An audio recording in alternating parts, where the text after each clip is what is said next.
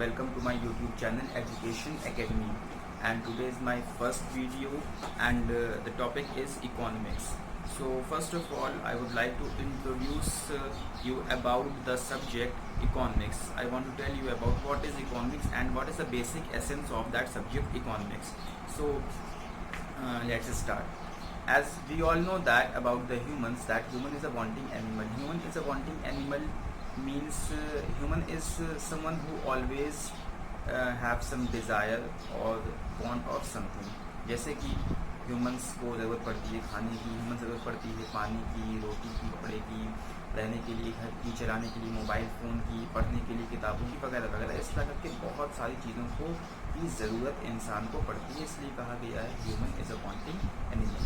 But as you know कि इन desires को, इन wants को सेटिस्फाई करने के लिए ज़रूरत पड़ती है रिसोर्सेज की, and those resources in the nature and on the earth is limited. किसी भी चीज़, कोई भी चीज़ हो, वो अनलिमिटेड अमाउंट में हमारी पर अवेलेबल नहीं है। हर चीज़ की अपनी एक लिमिटेशन है, चाहे वो फ्रेश वाटर का सोर्स हो, चाहे वो खाने पीने के लिए अनाज हो, चाहे फिर वो मोबाइल फ़ोन्स हों, चाहे वो रहने के लिए घर हों, या फिर टेलीफोन्स हों, व्हाटएवर जो भी चीज़ें हम लोग इस्तेमाल करते हैं वो सारी चीज़ों की एक लिमिटेशन है। इंसान अपनी एग्जिस्टेंस को बनाए रखने के लिए बहुत सारी एक्टिविटीज़ करता है, बहुत सारे काम करता है। तो इंसान के द्वारा किए गए तमाम कामों को, all the activities done by human beings can be classified into two categories. The first one is economic activity and the second one is non economic activities. तो इकोनॉमिक एक्टिविटीज़ वो एक्टिविटीज़ होती हैं जो इंसान पैसा कमाने के लिए करता है, अर्निंग के लिए करता है। And non economic activities are those activities which are done with the purpose to satisfy some personal wants, या फिर वो the wants of our beloved ones. For example, mother cooking food in her kitchen for her kids. अगर mummy घर में आपके लिए खाना पकाती हैं तो it's a non economic activity. And on the other hand आपके फादर आपके लिए कुछ करते हैं, it is also non economic activity, but अपने ऑफिस में वो जाकर के सर्विस दे रहे हैं, तो it is a sort of economic activity. या फिर दुकानदार अगर आपको पैसे लेकर के कुछ सामान दे रहा है तो वो भी इकोनॉमिक एक्टिविटी कहलाई जाएगी। तो ये तो हो गया इकोनॉमिक एक्टिविटीज़ और non economic activities. Basic difference बस यही है, बहुत ही सिंपल सा है। इकोनॉमिक एक्टिविटीज़ इनको किया जाता है with the motive of earning money, पैसा कमाने के लिए। नॉन इकोनॉमिक एक्टिविटीज़ ये वो एक्टिविटीज़ होती हैं जो अपने पर्सनल वांट्स को और डिज़ायर्स को सेटिस्फाई करने के लिए इंसान करता है। ये एक्टिविटीज़ इंसान अपने लिए भी कर सकता है, अपने बिलवेड वंस के लिए भी कर सकता है। अब बेसिक कैरेक्टरिस्टिक ऑफ रिसोर्सेज जिनके हेल्प से हम लोग अपनी वांट्स को सेटिस्फाई करते हैं, इसके बारे में हमने अभी बस डिस्कस किया था, बताया था कि ये रिसोर्सेज लिमिटेड होते हैं, इनकी अपनी एक लिमिटेशन है। हम लोग किसी भी चीज़ को अनलिमिटेड अमाउंट में नहीं प्रोड्यूस कर सकते। एग्जांपल के तौर पर हमारे पास लैंड है जिस पर हम लोग रहते हैं, हमारी अर्थ पर हमारी लैंड है। हमारे पास लैंड है बट अनलिमिटेड लैंड नहीं है। जितनी लैंड हमारे पास अवेलेबल है, हमको उसी लैंड पर अपना सारा यूज़ करना पड़ेगा। तो लैंड भी एक रिसोर्स है जो लिमिटेड है। अगर आप वाटर की बात करिए तो फ्रेश वाटर जिसको हम लोग यूज़ करते हैं वो लिमिटेड है, इसीलिए हम लोग वाटर कंजर्वेशन की भी बात करते हैं। फूड की अगर आप बात करिए तो हम लोग अक्सर कहते हैं फूड की वेस्टेज को प्रिवेंट करना है, बचाना है खाने को, क्योंकि बहुत से लोगों को खाना मिल नहीं पाता जस्ट बिकॉज फूड की अवेलेबिलिटी भी लिमिटेड है। हम लोग जाते हैं कोई सामान परचेज़ करते हैं तो उसके लिए हम लोग पैसा देते हैं, उसके लिए हम लोग वैल्यू देते हैं, सिर्फ इसीलिए बिकॉज वो लिमिटेड है, अनलिमिटेड क्वांटिटी में अवेलेबल नहीं है। चाहे वो आपके घर में इस्तेमाल होने वाला फर्नीचर हो, या फिर कोई और चीज़ हो, या फिर टेलीविज़न हो, इलेक्ट्रॉनिकल अप्लाइंसेस हों, या आपकी लाइफ को आसान बनाने वाली कोई चीज़ें हों, किचन में इस्तेमाल होने वाले बर्तन हों, ये सब तमाम की तमाम चीज़ें लिमिटेड अमाउंट में अवेलेबल हैं, अनलिमिटेड अमाउंट में ये अवेलेबल नहीं है। तो रिसोर्सेज को हम लोगों को समझना है तो दो बेसिक कैरेक्टरिस्टिक रिसोर्स की हम लोग को जानना पड़ेगा। एक बेसिक कैरेक्टरिस्टिक के बारे में हम लोग बात करते हुए चले आ रहे हैं, that resources are limited. The other basic characteristic of resources is that they have alternative या multiple uses. एग्जाम्पल के तौर पर अगर हम लोग एक रिसोर्स का एग्जाम्पल ले लेते हैं, जैसे कि सपोज कर लीजिए आप लैंड। तो land is a resource and land is limited also. Scarcity पहले क्वालिटी रिसोर्स की दूसरी क्वालिटी ये है that land have multiple uses. ज़मीन के ऊपर हम बहुत सारे काम कर सकते हैं। एग्जांपल के तौर पर लैंड के ऊपर हम लोग एग्रीकल्चर एक्टिविटी कर सकते हैं। एग्रीकल्चरल एक्टिविटी में भी अपने बहुत सारे मल्टीपल ऑफ चॉइसेस हैं, बट चलिए एग्रीकल्चर को हम लोग फॉर एग्जांपल लेकर चलते हैं। उसके अलावा हम लोग हॉर्टिकल्चर कर सकते हैं। उसके अलावा हम लोग फिशिंग कर सकते हैं, क्वेरिंग कर सकते हैं, माइनिंग कर सकते हैं। उस पर अपने रहने के लिए रेजिडेंशियल पर्पस के लिए घर बना सकते हैं, या फिर आप कह लीजिए कि हम लोग उस पर टीचिंग इंस्टीट्यूशन खोल सकते हैं, स्कूल खोल सकते हैं, हॉस्पिटल खोल सकते हैं। बहुत सारे काम हैं लैंड के। ये एक एग्जांपल हो गया। अगर आप दूसरा एग्जांपल ले लीजिए खाने की एक चीज़ जैसे मिल्क हो गया। मिल्क के भी बहुत सारे यूज़ होते हैं। Milk is also resource. सारी चीज़ें जिसको हम लोग इस्तेमाल करते हैं वो सबको हम लोग रिसोर्स कहते हैं। तो मिल्क की अगर आप बात कर दीजिए, बहुत सारे इस्तेमाल हैं। घर में हम लोग डोमेस्टिक पर्पस के यूज़ करते हैं। चाय की होटलों का चाय बनाने के लिए इस्तेमाल होता है। उसके अलावा आइसक्रीम की इंडस्ट्री, आइसक्रीम बनने के लिए मिल्क का इस्तेमाल होता है। तो इस तरह से मिल्क के भी बहुत सारे यूज़ हैं। दही बनाने के लिए, कर्ड, पनीर, बटर वगैरह वगैरह बनाने के लिए मिल्क का इस्तेमाल होता है। अब अगर आप और एक चीज़ का एग्जांपल ले लीजिए, खैर आई थिंक इतना सफिशिएंट है। तो कोई भी चीज़ हो उसके मल्टीपल यूजेस होते हैं। अब रिसोर्स के बारे में ये दो चीज़ें निकल कर सामने आ गई। पहली चीज़ है कि रिसोर्स लिमिटेड है, and the second one is resources जो लिमिटेड हैं उन्हीं के मल्टीपल यूजेस भी हैं। यहाँ तक की बात क्लियर हो गई। इसको हम लोग अपने एक पुराने पॉइंट से लिंक कर लेते हैं that human have unlimited wants. Now try to understand. इंसान ह्यूमन अनलिमिटेड वांट है, और इन वांट को सेटिस्फाई करने के लिए जो रिसोर्स अवेलेबल हैं वो रिसोर्सेज लिमिटेड हैं। अब ये बात बहुत नेचुरल सी है कि अनलिमिटेड चीज़ों को सेटिस्फाई करने के लिए लिमिटेड चीज़ों का इस्तेमाल नहीं किया जा सकता।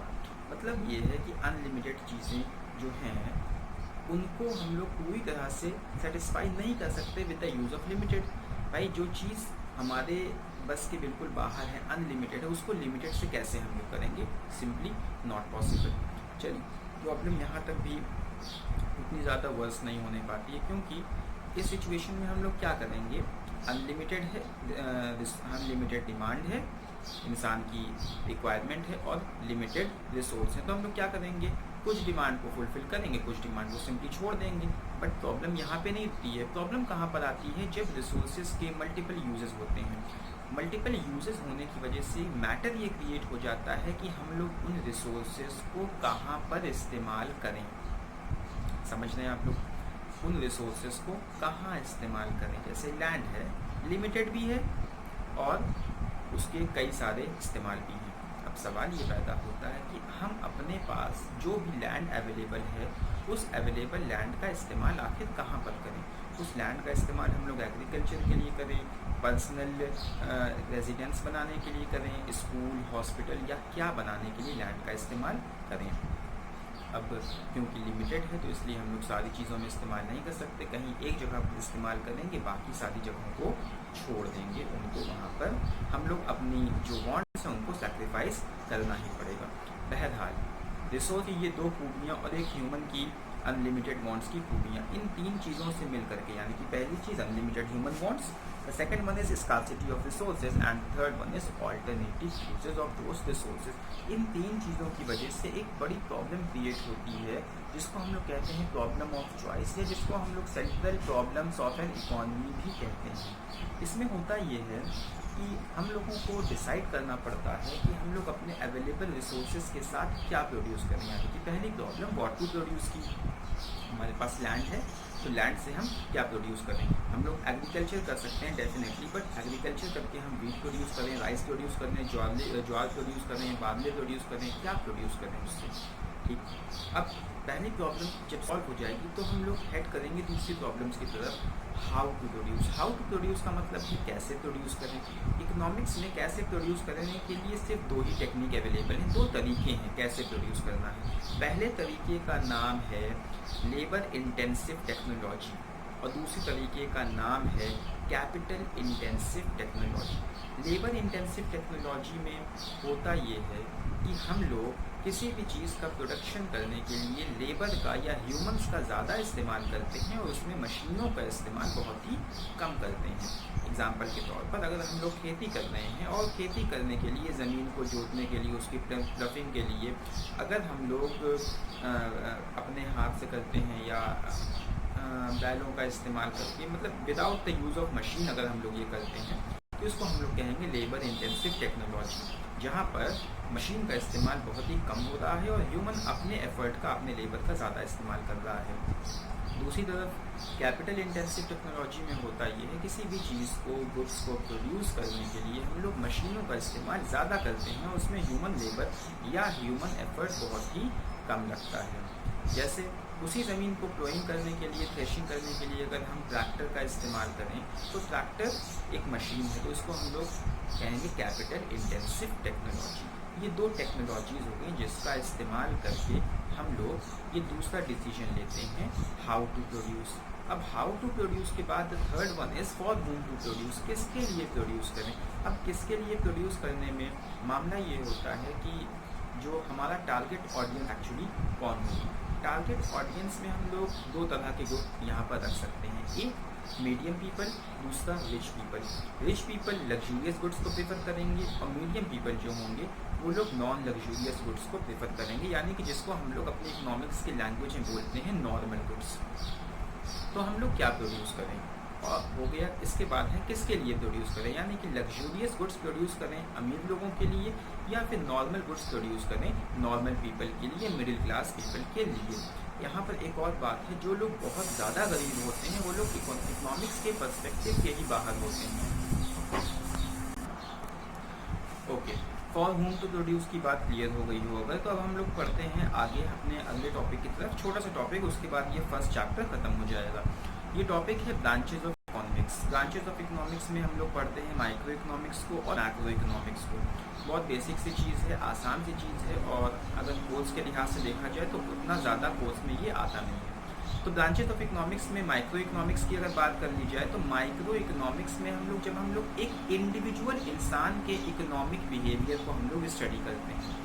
इंडिविजुअल इंसान के इकोनॉमिक बिहेवियर को स्टडी करने का मतलब ये है कि ये जो सेंट्रल प्रॉब्लम्स हैं, how to produce, for whom to produce and what to produce, ये जो तीन प्रॉब्लम्स हैं इनको एक इंडिविजुअल अपनी लाइफ में कैसे डील करता है, तो इसको हम लोग कहते हैं micro economics. Micro economics theory में हम लोग पढ़ते हैं थ्योरी ऑफ डिमांड और कंज्यूमर बिहेवियर के बारे में, थ्योरी ऑफ सप्लाई और प्रोड्यूसर बिहेवियर के बारे में, प्रोडक्शन थ्योरीज के बारे में हम लोग पढ़ते हैं, जिसके बारे में आप लोग आगे फर्दर चैप्टर्स में और फर्दर वीडियोज में भी आप देखेंगे, और थ्योरी ऑफ प्राइस डिटर्मिनेशन जो चैप्टर नंबर 6 है, अगर फ्रैंक की ISC बुक से आप लोग पढ़ रहे हैं तो इसमें हम लोग एक्सप्लेन करते हैं कि कैसे गुड्स और सर्विसेज की प्राइसेस डिटरमाइन होती हैं डिफरेंट मार्केट सिचुएशंस में। तो ये इतनी चीज़ें हम लोगों को पढ़ना है माइक्रो इकोनॉमिक्स में। Again micro economics studies the economic behaviour of an individual. एक अकेले इंसान या किसी इंडिविजुअल यूनिट, इकोनॉमिक यूनिट के बारे में। इकोनॉमिक यूनिट के मतलब फर्म भी हो सकता है, वो एक पर्टिकुलर कंपनी भी हो सकती है वो। तो एक इंडिविजुअल के लेवल पर अगर बात करी जाए तो माइक्रो इकोनॉमिक्स। वहीं अगर दूसरी तरफ हम लोग मैक्रो की बात करें तो जैसा कि नाम से ही आइडेंटिफाई होता है कि मैक्रो इकोनॉमिक्स सारी की सारी चीज़ों को एक साथ लेता है, पर्सपेक्टिव में लेता है। तो मैक्रो इकोनॉमिक्स स्टडी करता है इकोनॉमिक एक्टिविटी को पूरी इकोनॉमी के लेवल पर। इकोनॉमिक एक्टिविटीज़ जो पूरे के पूरे देश में हो रही, पूरे के पूरे इकोनॉमिक सिस्टम में हो रही है, उन सारी चीज़ों को स्टडी करता है। And it is concern with the determination of total output. Total output का मतलब जिसको हम लोग नेशनल इनकम भी आसान भाषा में कह सकते हैं, हालांकि टेक्निकली थोड़ा सा फर्क होता है, बट आसान भाषा में total output, total employment in the economy और जनरल प्राइस लेवल जो होता है इकॉनमी में। इन चीज़ों के बारे में हम लोग मैक्रो इकोनॉमिक्स में स्टडी करते हैं। So here guys we have completed our first chapter. इसमें इससे ज़्यादा एक्सप्लेन करने के लिए कुछ नहीं है। Okay, thank you so much. Wait for the second video, and in the second video I will teach about theory of demand and law of demand.